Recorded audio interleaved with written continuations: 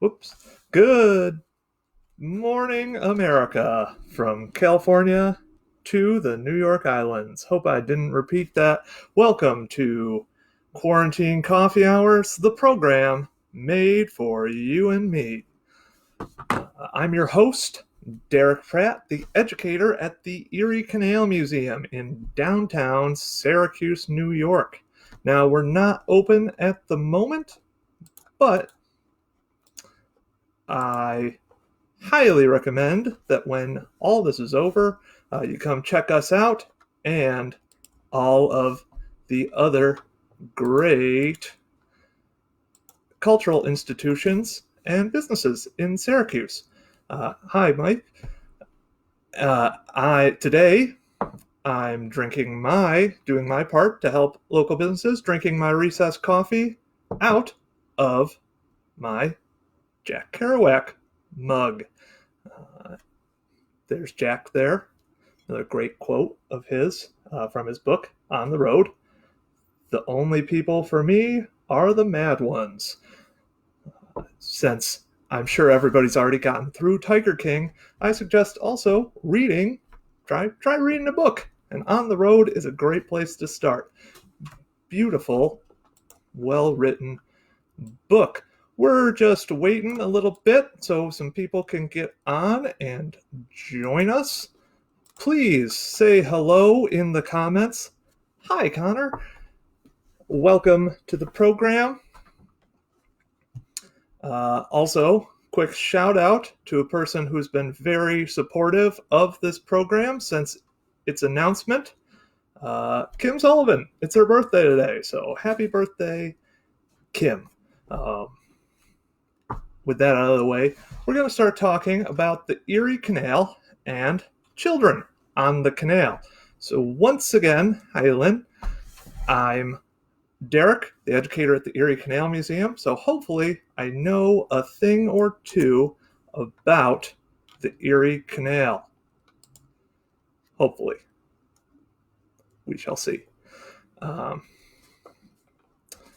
will also try to say a lot less. Oh, hi, Brad. So, kids on the Erie Canal. Before we can start talking about kids on the Erie Canal, let's just talk a little about what the Erie Canal is, for those of you who aren't as familiar with the canal. It's celebrating its bicentennial at the moment. It was built between 1817 and 1825, was an artificial waterway that ran from Buffalo to Albany, right through the heart of New York State. And it's after the canal gets built that they really start calling New York the Empire State. Totally transforms all of New York, commercially, socially, and everything. Millions of people work on it. And a lot of those, well, they both work and live on it. And a lot of those people are children, which brings us to the topic of today's talk. We're following along with an article written by our great curator at the Erie Canal Museum, Ashley Moretti. This article ran a few newsletters ago, so if you're a member of the Erie Canal Museum, you've seen this article before, hopefully. You can sign up for a membership at eriecanalmuseum.org. By the way, it would be a great help to us in these times where we're not making any money. Yeah. So, moving on from that, Ashley wrote this great article about kids on the canal, so let's take a look at it. Now, it starts out, so I can't remember if I said this, the link to the article, if you haven't seen it, is in the description of this video.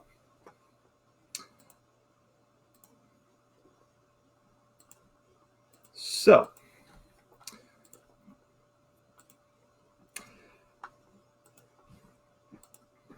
sorry about that. As it starts out, talks about a thing that we always have to remember when we're talking about history. No two people's stories are the same. That's just a basic fact. And Life for people on the canal differed wildly, and a lot of that was due to class. There are two very different stories we're going to tell in this talk and are told in the article. Those of the lower classes and those of the middle classes and their children. But one major theme that surrounds both is child labor. Kids from both the lower and middle classes are going to be working on the Erie Canal. By the way, if any questions come up during this, please ask them in the comments and I will try my best to answer them. Anyway,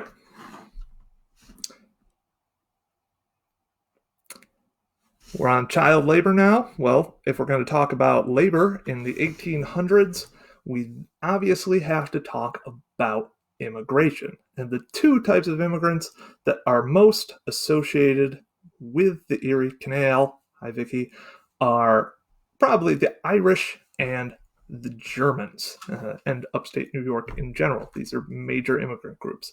Though there are immigrants who work on the canal from all over the world.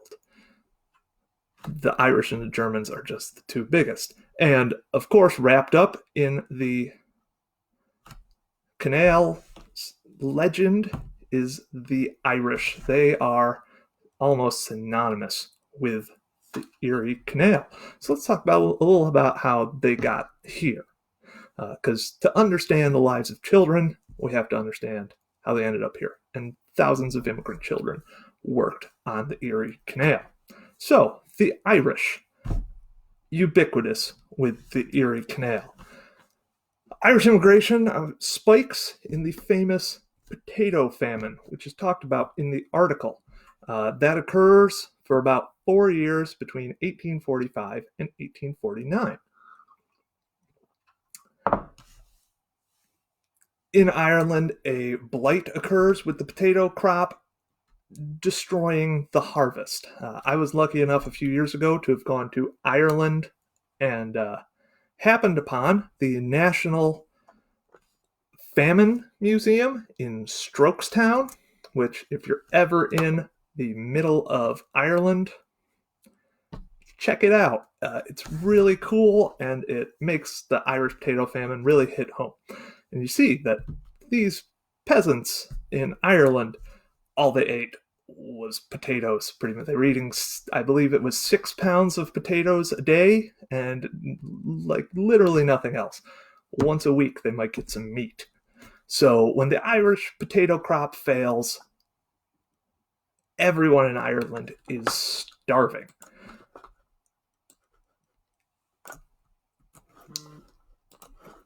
It's a horrible time, and our article says, puts the casualty figure from starvation and related illness at 750,000. However, some estimates go as high as over 1 million people die in Ireland as a result of this. Additionally, those that do not die,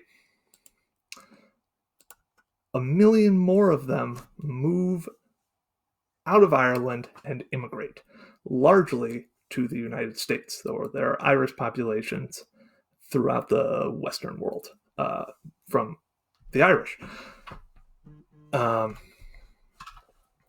Now, take note of those dates, 1845 to 1849. You might notice that they're a bit after when the Erie Canal was dug, 1817 to 1825. Now, people often think of the Irish as digging the Erie Canal, which the article addresses. When the canal was dug, there were still a lot of Irish immigrants in America. There were still a decent number, but they were not here in the numbers that they would be in the 1840s and 50s. It's estimated that about 25% of the workforce digging the canal were immigrants, largely Irish, and they would have been doing some of the more difficult tasks of canal digging, like going through the Montezuma swamps and the Lockport deep cut, which those were both very dangerous jobs.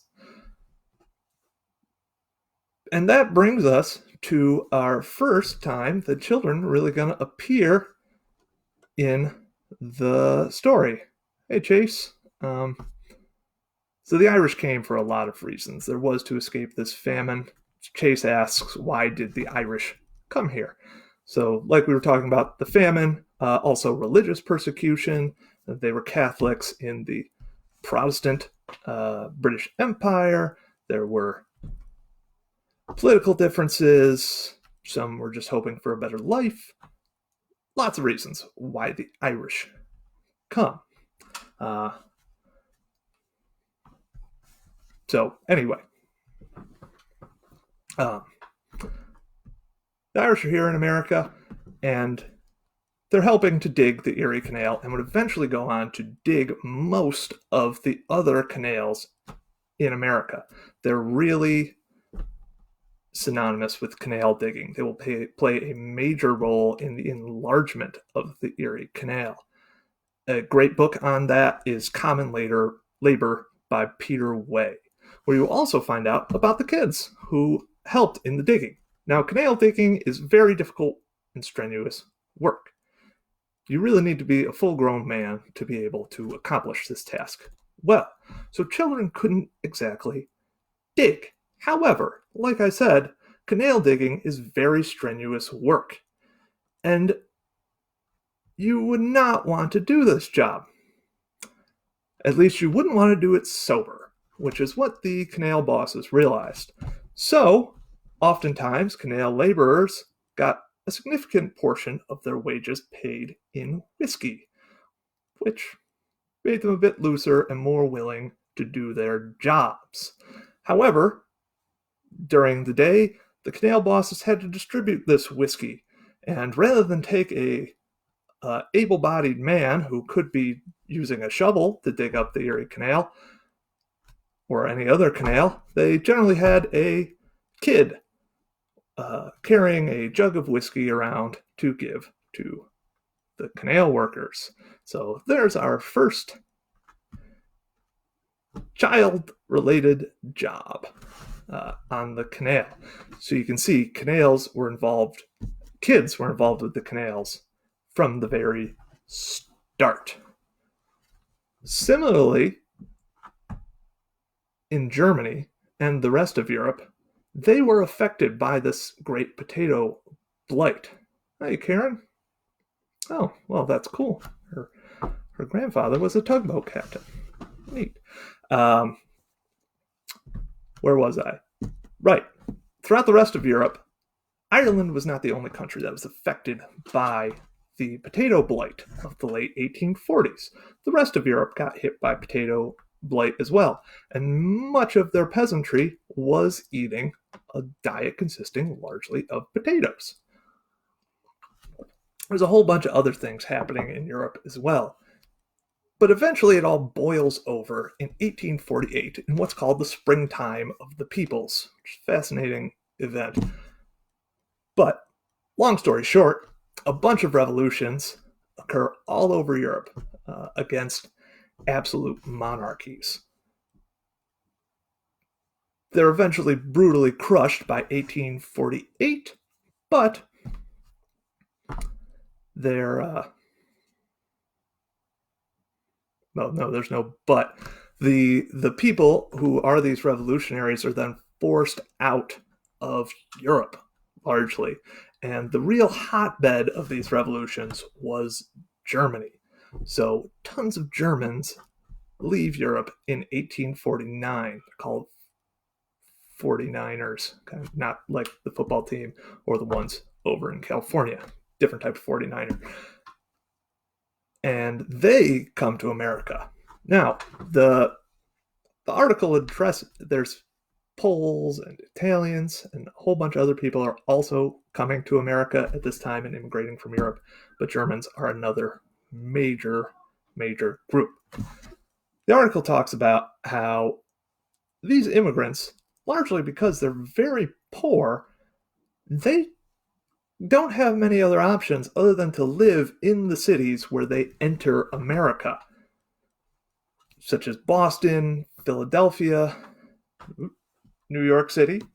Right there is the biggest hub of immigrant travel.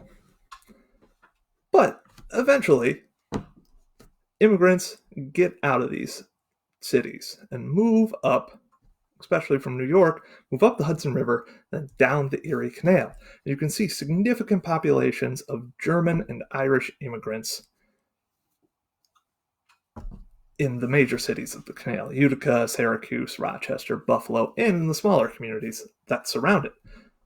There's, in fact, just to put into perspective, the Irish potato famine was so devastating to Ireland that there are more Americans who claim Irish descent than there are people living in the Republic of Ireland today. So transformative for both Ireland and America, this event. The reason why I've been talking about immigration so much is because, like I said, they play a major role in the operations of the canal, and these immigrants have children, either from who are immigrants themselves or end up being born here as first generation Americans. These people continue to live in the area. And real quick, I'd like to give a shout out to a couple of organizations that are honoring this immigrant past that Syracuse has, and Central New York has, and the Erie Canal has. The Central New York Irish Cultural Society and the German American Society of Central New York. Great groups. You should check them out. So now that we've got this all established, let's look at what their children were doing. Remember, folks, on the Erie, where was I going there? These immigrants that moved up the Erie Canal were generally very poor, so they had very few options. They also needed as much money as you could get. Generally, the factories and other employers along the canal did not pay living wages. So you need to have your children oftentimes work to augment the family's income. This was very true in immigrant families and also a lot of native-born people who were just born in America but were in the lower classes. Especially families who lost one or both parents. Orphans end up working a lot on the Erie Canal. There is one very notable Erie Canal, not Erie Canal.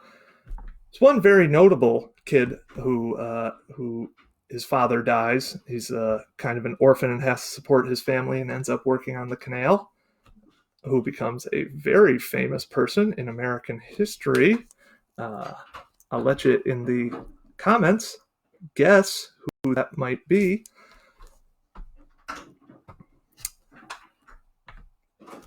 I'll give you some time, and we'll talk a little bit about what these kids did. Additionally to orphans and the children of immigrants, there are other kids who just kind of run away from home in search of adventure. They think of it like running off to join the circus. And like kids who run off to join the circus, they realize they did not make a great decision. Working on the Erie Canal as one of these kids with few options is a rough life. They get stuck with some of the worst jobs on the canal, mostly menial tasks, and famously, children are often associated with driving mules on the canal. Mules were what moved canal boats. Now, these boats generally moved at about 3 miles an hour, not that bad of a speed to walk at, which a canal boat mule driver, one of these kids, would have had to do. They had to lead their mule along the towpath. But if you think about it, these boats ran 24 hours a day, and each of these kids would have had a 3 hour, what am I saying? I'm not a 3 hour, 2 6 hour shifts a day, bringing mules and walking with the mules. I'm sorry.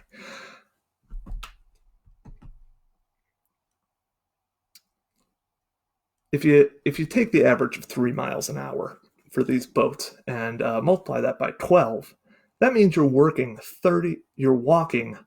36 miles a day. And these boats don't stop for weather. They're running 24 hours a day, 7 days a week, from the start of the canal season, when it unthaws, generally in mid-April, to the end of the canal season in generally mid-November. So it's an incredibly hard job. You're also, because remember, you're not particularly wealthy, and these jobs will pay on average $10 a month, which we nowadays, when we hear any sort of number from back in the 1800s, we're like, oh, things cost a lot less back then. Inflation, all that. Well, guess what? $10, even in the 1800s, was a terrible, terrible wage. You also got to live on the boat, and the captain generally fed you, but still, $10, not great. So you do not have a lot of disposable income. As a result, if you're walking 36 miles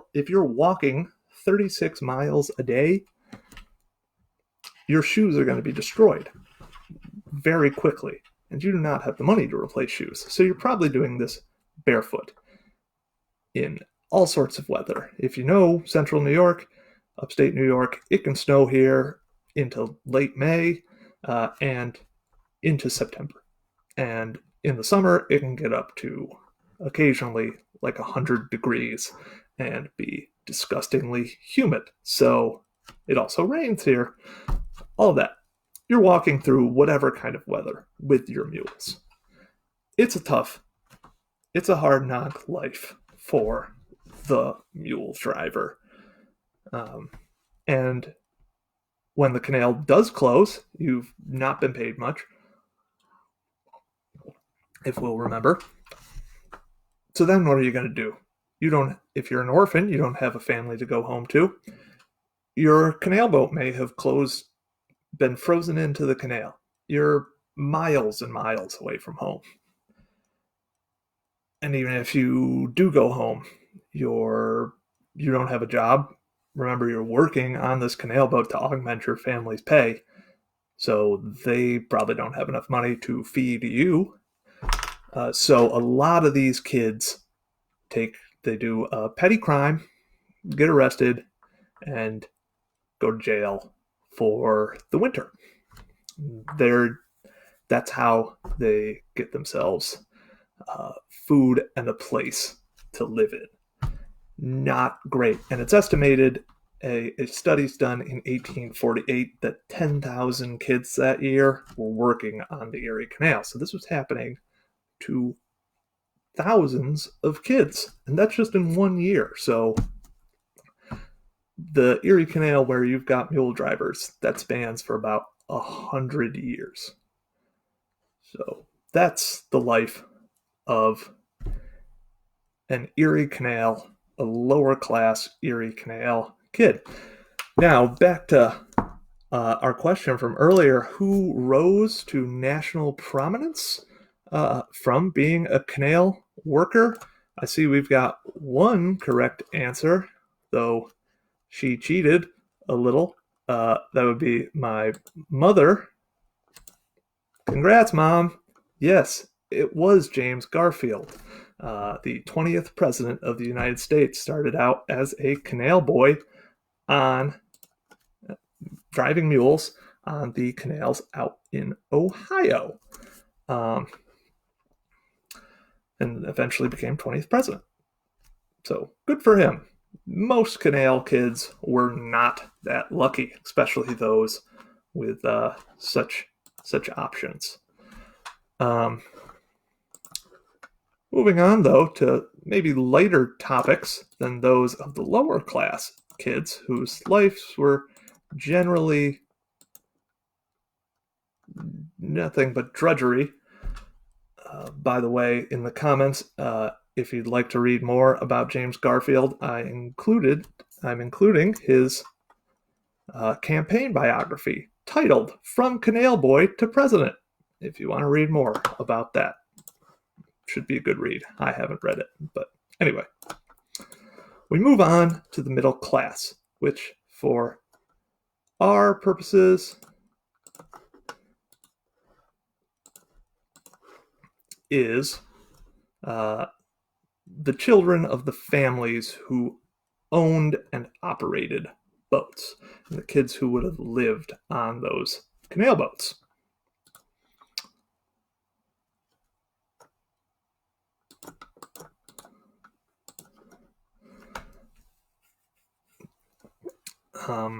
Families generally operated canal boats. There are also shipping companies, but the smaller ones were owned by families, would have cost, I believe it's something like $10,000. I might be wrong there, to buy a canal boat. You needed some money to purchase a canal boat, and you would have ran up and down the canal, picking up goods, dropping them off, and selling them and whatnot. And that was a decent living.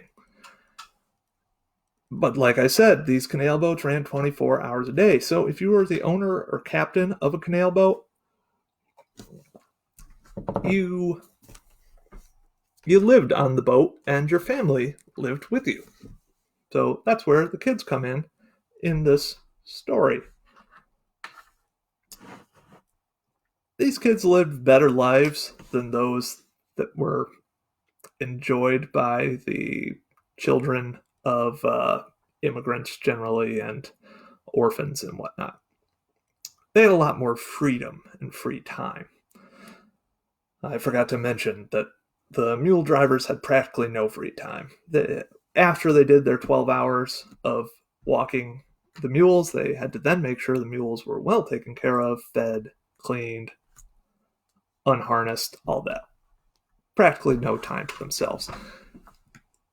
If your family owned a canal boat, life was a bit better for you. You had some free time, but you did also lead a life that was very different than that of a kid who had a home that didn't float and move, as you could probably imagine. They led a life that was relatively transient. They were going up and down the canal and then down the Hudson River, generally to New York, where they would have experienced a lot of things that the average kid wouldn't have. For instance, the normal kid living in, let's say, Brockport would probably never have ended up in New York City. You got to experience New York City if you lived on a canal boat. And from oral histories we've gotten from some people who grew up on canal boats, that was actually a pretty interesting and exciting experience for these kids. But you also have a degree of social isolation. If you're just keep moving around, you can't exactly build up great ties with the people in your area. So canal boat families are usually very, very tight-knit organizations. Our curator, Ashley, she has often compared the lives of these kids to those probably of children in military families today. She would know. She was in a military family. So, what was life like for these kids on a canal boat? We've talked about these kind of broad strokes about them. For one, living on a canal boat was not particularly glamorous. It was very cramped on a canal boat, for one. You can see that when the Erie Canal Museum opens up again. We have a recreated line boat, and in the back you can see where the family would have lived and ate. It is not a big space, especially if you're a guy like me. I'm 6'2". It's very uncomfortable to think about living there. In the meantime, while we're not open, I encourage you to check out our virtual tour that is available on YouTube. But these canal boat quarters, very cramped. So you wanted to get out of the quarters as much as possible, which means you would have been hanging out on the deck of the canal boat a lot. Which brings us to one of the more amusing points of canal boat life. Kids, when they're up on deck, especially little kids, we've all met kids before, I hope. You've seen a child. They do not always know what is the safest thing for them. So, on top of a narrow canal boat, they were in a lot of danger, especially the very young kids. So, canal boaters are a practical bunch. They would create essentially leashes for their kids. So, when a kid did fall overboard, he or she was not going to fall into the Erie Canal and drown.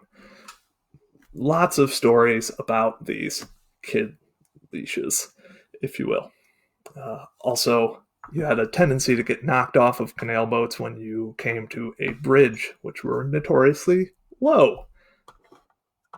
My source, the song. Also, there's a bunch of other documents that refer to how low the bridges were on the Erie Canal. So, where was I? Right, so we've got the kid leashes. You want those when your kid's on the boat. Kids also took a lot of opportunities, especially when the boat had to go through locks, which were a real impediment to boats. They're the reason why canals were able to work, but only one boat can go through a lock at a time, generally.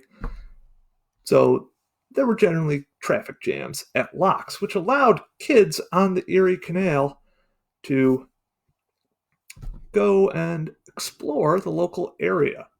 Lots of accounts of kids doing just that. And luckily, these boats traveled at a slow enough speed that even if you missed your father's canal boat going through a lock and it had started moving, guess what? It's only moving at 3 miles an hour.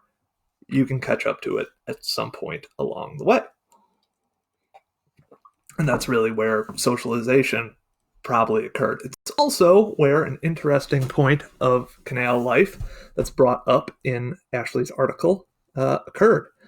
Those are around locks, especially, stores sprung up to take advantage of how everyone was kind of forced to just be there around the locks.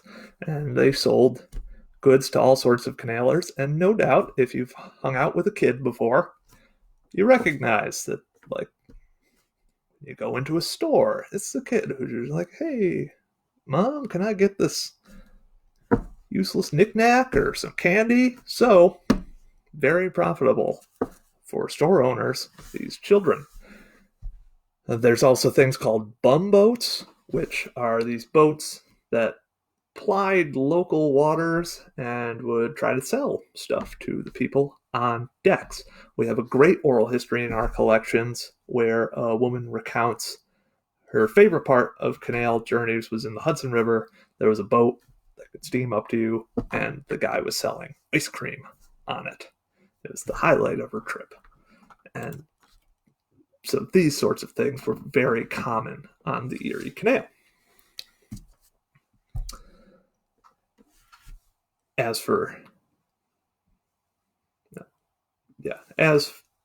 for what else they did on the boats. Once you reached 10 or 12, parents were doing what parents have always found the best use for their kids is making them do work for them for free. So kids occasionally would end up, a lot of the times, would end up as mule drivers. Not a great thing to do to your kid, but you were trying to make as much money so your family could have as good of a life as possible. So you had mule drivers. They also would do other chores on the boat. You've got blowing the horn to signal lock tenders, and another big one is helping with the cooking, which you were not getting five-course meals on a canal boat. They were relatively simple: meat and potatoes, vegetables. The stoves are not big. Again, I encourage you, when Erie Canal Museum opens again, to check out the kitchen that's in the back.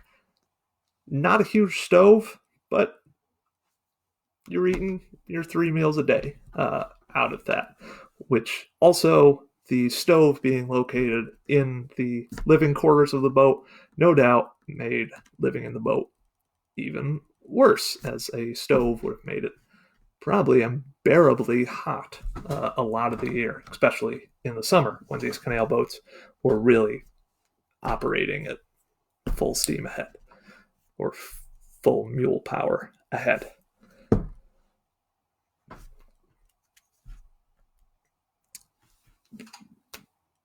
Now, we get into a part of the article that is actually very poignant at this point in time.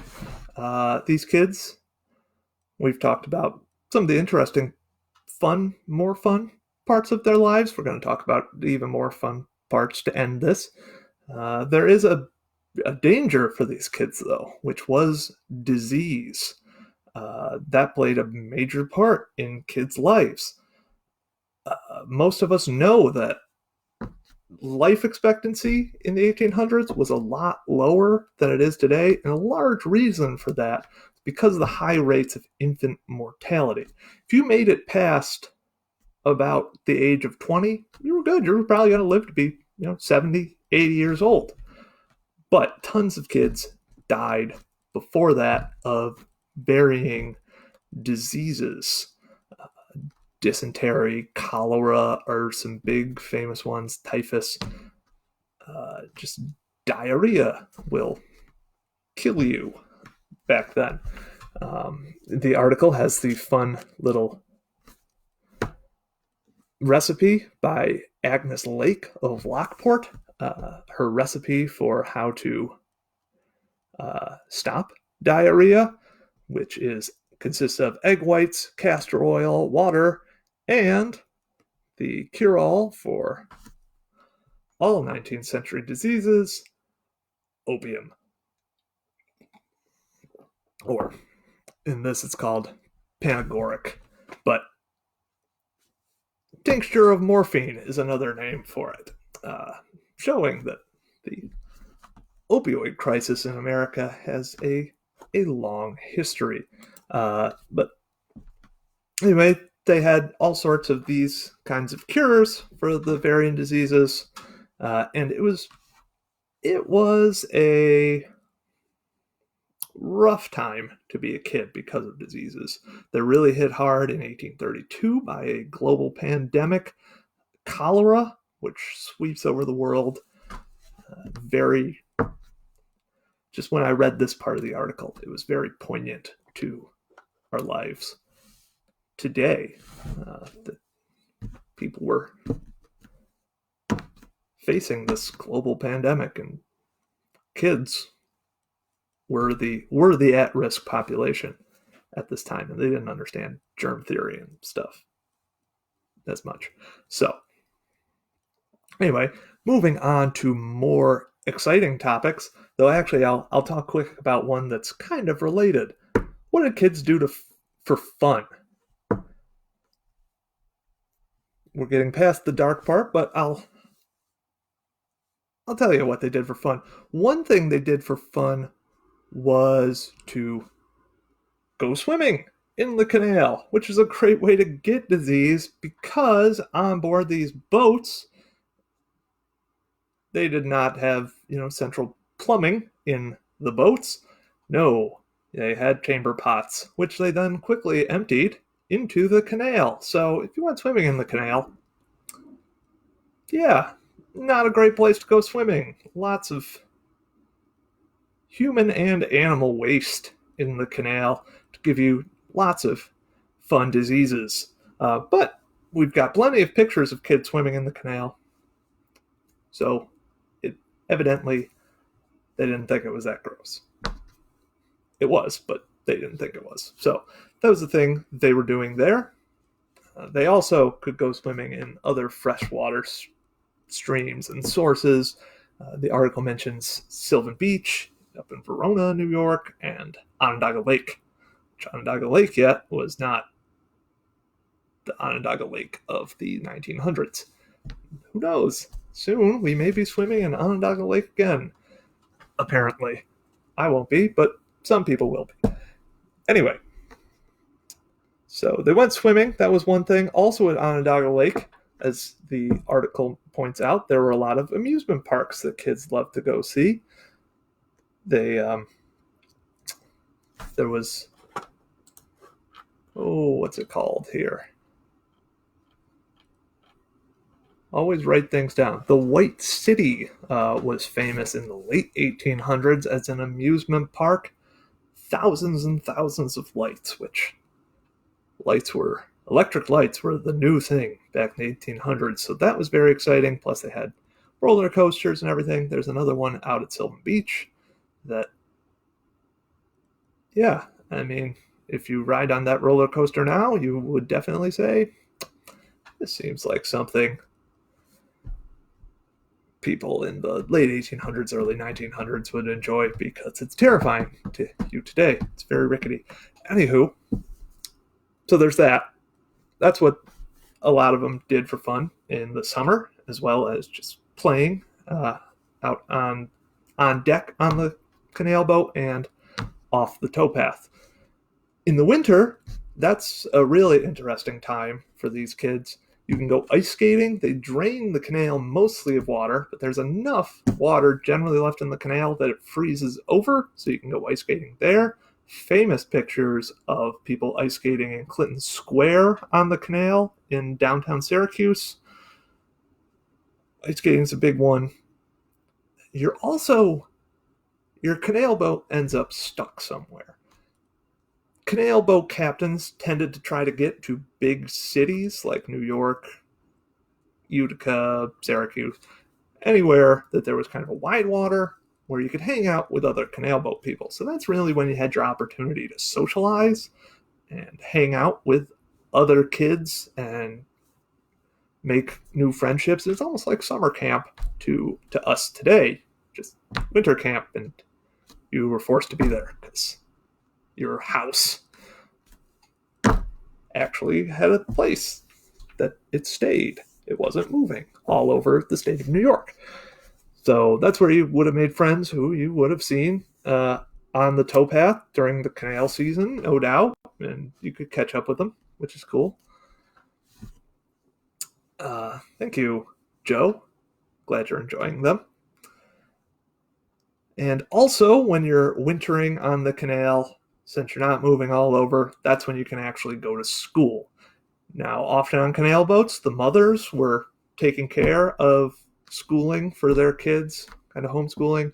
But when your boat was frozen in place, the kid could actually, because also the kid didn't have to work as much when it's winter. So you could go to school, learn your reading, writing, and arithmetic, if you will, the big courses at the time, and get a bit of an education until the canal thawed out and then move around. So that's mostly the life of the canal kid. Nowadays, kids can still enjoy the canal. We've got great museums all along the canal they can participate in. I also would like to encourage everyone, since we're in this age of social distancing, one of the few remaining activities left for us, other than watching Netflix or reading a book or staying in our house is you can go outdoors and enjoy all of, especially New York State. And if you're not in New York State, you probably have great parks as well. And New York has some great ones, especially related to the Erie Canal. And we have the Erie Canalway Trail that stretches all the way across the state. So I encourage you to get out on that. And just yesterday, the Erie Canalway National Heritage Corridor announced that they're restarting up for for this year the Canalway Challenge, where you can get out on the canal, track your miles, you get fabulous prizes, by which I mean a magnet and sticker and a certificate and sometimes a bag. It's lovely. I did it. You can choose 15, 90, 180, or 360 miles. You get to set your goal for yourself. I encourage you to check that out, take part in it. And so there's that. I hope you're enjoying this series. I'm having a lot of fun running it. Please suggest topics, if you will.